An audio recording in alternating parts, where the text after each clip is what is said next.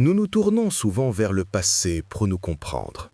Ce soir, nous portons notre attention sur l'année 1896 et l'histoire solennelle de Pearl Bryan. C'est une affaire qui nous rappelle que derrière les archives historiques se trouvent de vraies personnes dont la vie a été irrémédiablement changée par les événements qui se sont déroulés. Ceci est leur histoire, telle qu'elle peut être racontée au mieux. La fin de l'âge d'or en Amérique fut une époque de forts contrastes. Dans la petite ville de Greencastle, en Indiana, fréquentée par les fidèles, la vie était régie par une morale victorienne stricte et le confort des liens communautaires soudés. C'était le monde de Pearl Bryan, une jeune femme brillante et populaire de 22 ans, issue d'une famille d'agriculteurs respectés. Elle était connue pour sa disposition joyeuse et était appréciée de tous. À une centaine de kilomètres de là, la ville industrielle et animée de Cincinnati, dans l'Ohio, représentait un monde différent d'ambition, d'anonymat et de progrès. C'était une ville de tramways, de lumières électriques et d'écoles de médecine, un endroit où une jeune personne de la campagne pouvait facilement se perdre. Au cours de l'hiver 1896, ces deux mondes allaient entrer en collision dans une tragédie qui choquerait la nation et laisserait un mystère sombre et tenace. Le lien entre Greencastle et Cincinnati était un jeune homme nommé Scott Jackson. C'était un étudiant charismatique et séduisant à l'Ohio College of Dental Surgery et lors de ses visites à Greencastle, il s'était lié d'amitié avec Pearl. Une romance secrète s'était épanouie entre eux, une relation qui avait finalement conduit Pearl à tomber enceinte. Dans la société rigide des années 1890, une grossesse hors mariage était une catastrophe sociale dévastatrice pour une jeune femme et sa famille. Confrontée à cette crise, Pearl se confia à Jackson, lui faisant confiance pour trouver une solution. Jackson, soucieux de protéger sa propre réputation et de terminer ses études, lui promit qu'il l'aiderait. Il lui dit de venir à Cincinnati, où il organiserait une procédure, un avortement illégal et dangereux, qui résoudrait leurs problèmes secrets. Fin janvier 1896, Pearl Bryan dit à sa famille qu'elle allait rendre visite à une amie à Indianapolis. C'était un mensonge né du désespoir. Faisant une petite valise, elle monta plutôt dans un train pour Cincinnati. Son voyage était rempli d'appréhension, mais aussi d'une profonde confiance dans l'homme qu'elle allait rencontrer.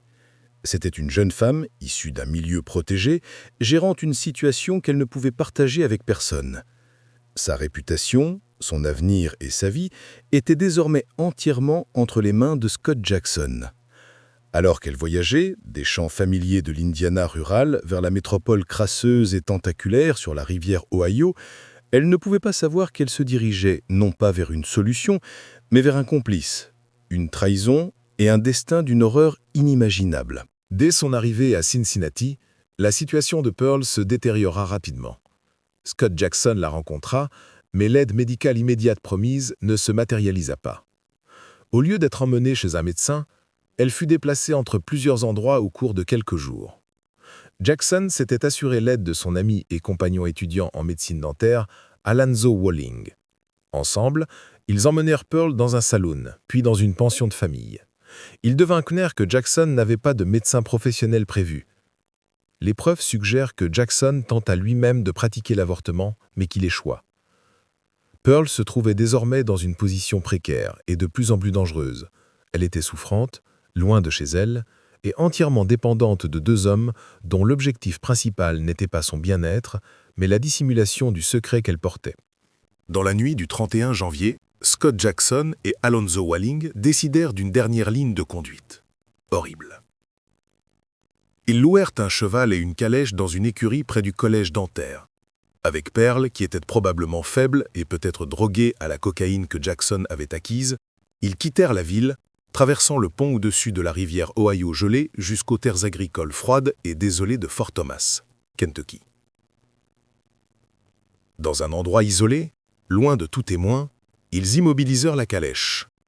Là, dans l'obscurité glaciale, ils commirent un crime d'une brutalité épouvantable.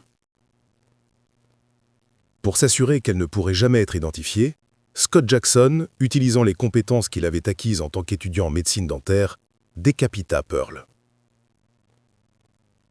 Ils laissèrent son corps dans le champ et retournèrent à Cincinnati, emportant sa tête avec eux dans une valise. Le lendemain matin, le 1er février, un ouvrier agricole nommé John Ewing marchait à travers un champ sur la propriété d'un agriculteur local, Alexander Locke. Là, gisant près d'un arbre sans feuilles, il fit une découverte macabre, le corps d'une jeune femme. Elle était impeccablement vêtue de beaux vêtements, mais il lui manquait la tête. Les autorités locales furent convoquées et une vague de choc et d'horreur se propagea dans la paisible communauté du Kentucky. La scène offrait peu d'indices.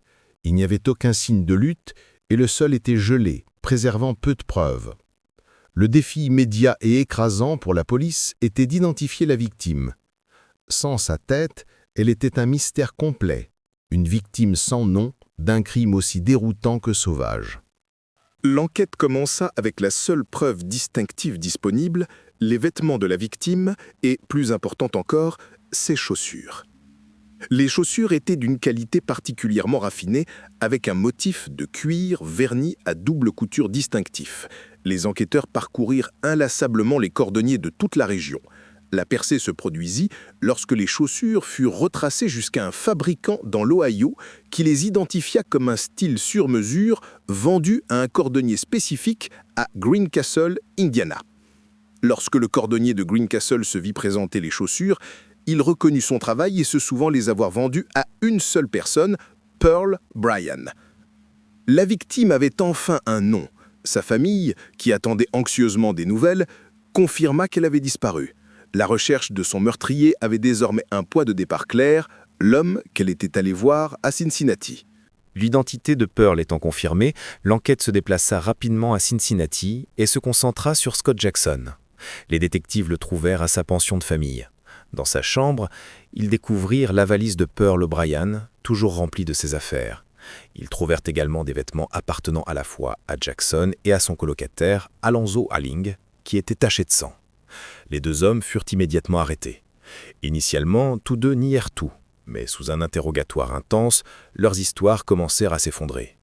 Ils commencèrent à se blâmer l'un l'autre. Walling affirma qu'il avait seulement aidé Jackson à louer la calèche, tandis que Jackson allégua que Walling était le principal auteur. Les preuves, cependant, les impliquaient tous deux dans une conspiration qui s'était terminée par un meurtre de sang-froid et calculé. Le procès de Scott Jackson et Alonzo Walling, tenu séparément à Newport, Kentucky, devint une sensation médiatique nationale. La salle d'audience était bondée quotidiennement de journalistes et de spectateurs curieux et morbides. L'accusation présenta un dossier accablant, construit sur des preuves circonstancielles mais écrasantes. Les vêtements tachés de sang, les biens de Pearl dans leur chambre, le témoignage du propriétaire de l'écurie et la chronologie des événements.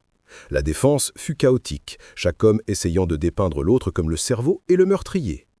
Une caractéristique essentielle et morbide du procès fut la recherche continue et frénétique de la tête de Pearl. La police, des bénévoles et même des médiums fouillèrent les puits, les dolines et la rivière Ohio, mais elle ne fut jamais retrouvée. Le public fut saisi par ce détail macabre qui ne fit qu'ajouter à l'infamie du crime. Les jurys des deux procès mirent peu de temps à rendre leur verdict. Scott Jackson et Alonzo Walling furent tous deux reconnus coupables de meurtre et condamnés à la pendaison. Dans les mois qui précédèrent leur exécution, ils furent pressés sans relâche de révéler l'emplacement de la tête de Pearl, mais les deux hommes refusèrent. Ils se rendirent à la potence le 20 mars 1897, emportant leur secret final avec eux. L'exécution fut effectuée à quelques mètres seulement du palais de justice où ils avaient été condamnés. Le meurtre de Pearl Bryan laissa une cicatrice durable. Il devint une pièce du folklore américain sombre, le sujet de contes édifiants et de ballades folkloriques mélancoliques. Le mystère de sa tête manquante transforma un crime tragique en une légende tenace, un rappel obsédant de la confiance d'une jeune femme trahie et d'une vie brutalement écourtée. Merci d'avoir passé ce temps avec nous. Réfléchir à ces événements passés est une façon de se souvenir des individus impliqués et de l'impact que leurs histoires ont eu sur leur communauté. Si vous avez des réflexions sur l'affaire d'aujourd'hui, nous vous invitons à les partager respectueusement dans les commentaires ci-dessous. Nous espérons que vous vous joindrez à nous pour notre prochaine affaire de véritable crime.